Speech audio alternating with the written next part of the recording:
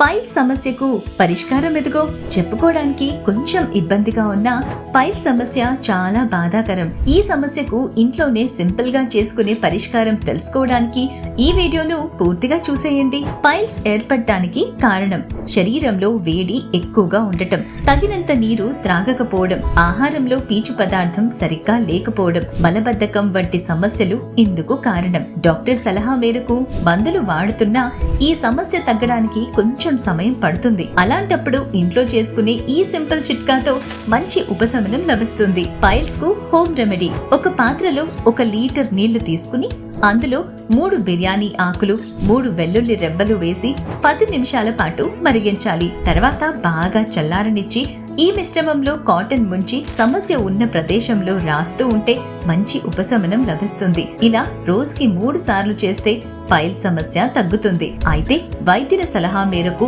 మందులు వాడటం మాత్రం మానకూడదు. ఇలాంటి మరికొన్ని హోమ్ రెమెడీస్ ఇంకో వీడియోలో చూసేద్దాం.